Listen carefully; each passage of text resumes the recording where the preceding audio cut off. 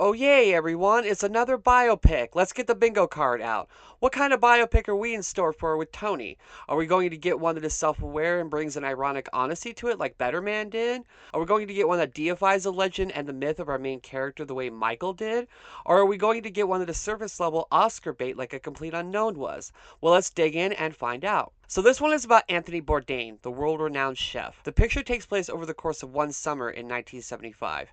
He wants everyone to call him Tony instead of Anthony, like he views it as demeaning. Kind of like why no one can call me Timothy unless you're my mom. Don't try it in the comments or I might strangle a kitten. Anyway, Tony is an aspiring writer, is a student at a university, and believes he has gotten accepted for a fellowship prematurely. He goes around telling all of his friends and family that he got the fellowship. He bonds with a girl who is slightly older than him that was the object of his masturbations when he was in college. She seems intrigued by his outward, not giving a crap personality, but she says she is traveling to Provincetown, Massachusetts for the summer, but to look her up when she gets back in the fall. Well, that night he finds out that he didn't get the fellowship, but he continues to lie to his family and friends about it. Feeling aimless but love-struck with this girl Nancy, he travels to Provincetown as well. When they meet there, he lies to her that he is there doing his apprenticeship.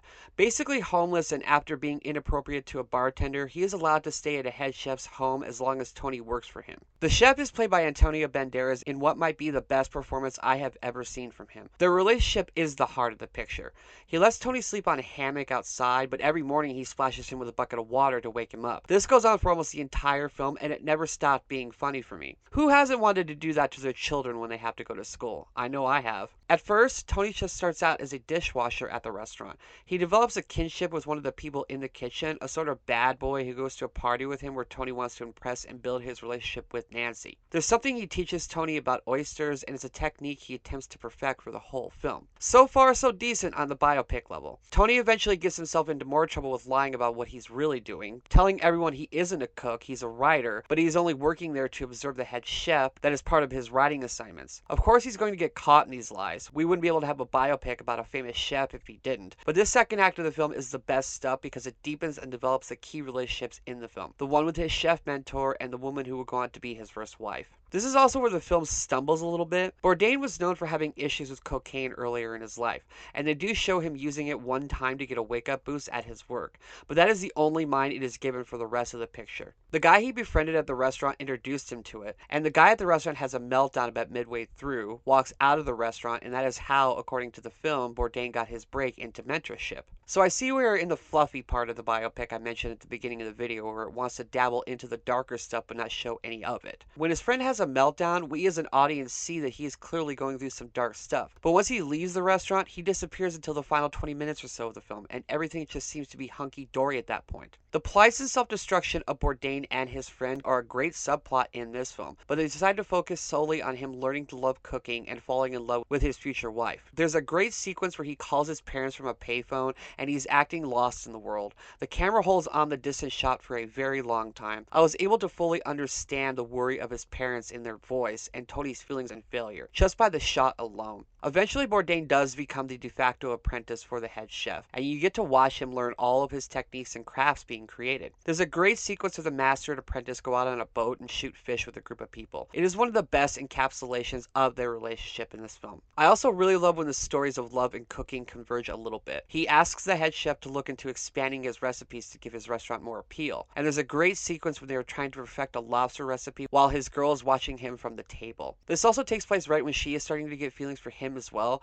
so what I'm saying is this picture is extremely well acted, especially by Antonio Banderas, but it feels half-baked and I'll explain why. I already mentioned the relationship he has with his friend from the kitchen being completely dropped, but there is also an escalation with Tony's relationship with Nancy that is completely dropped in the final act of the movie. Unless you knew that this woman was going to end up becoming his first wife, the film is structured to make you think that they just had a fling over that summer, and then life went on for the both of them after that. Their plot just sort of stops cold and decides in the last 30 minutes to focus solely on him learning his love for cooking and casting aside seemingly everything else. The relationship with his mentor doesn't have any kind of organic closure either. Like, they have a culmination occur when certain truths are revealed, and there seems to be some sort of reconciliation at the end, but I highly doubt that this guy was this pivotal to the life of Anthony Bourdain.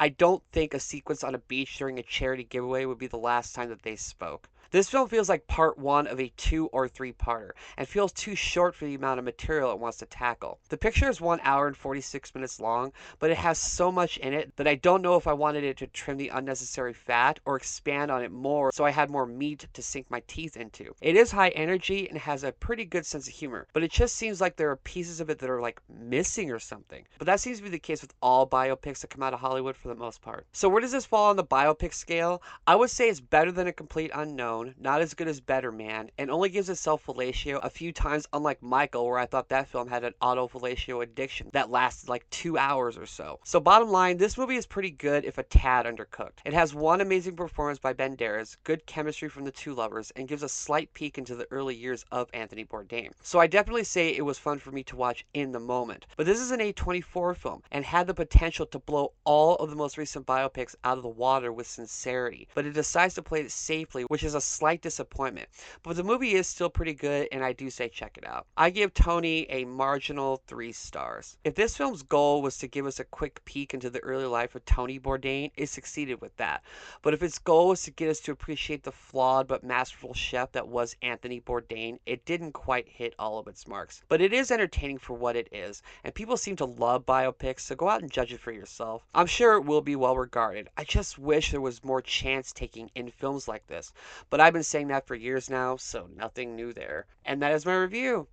Thank you so much for watching. If you like this, please like and subscribe. Here's links to my other videos. Follow me on social media if you like.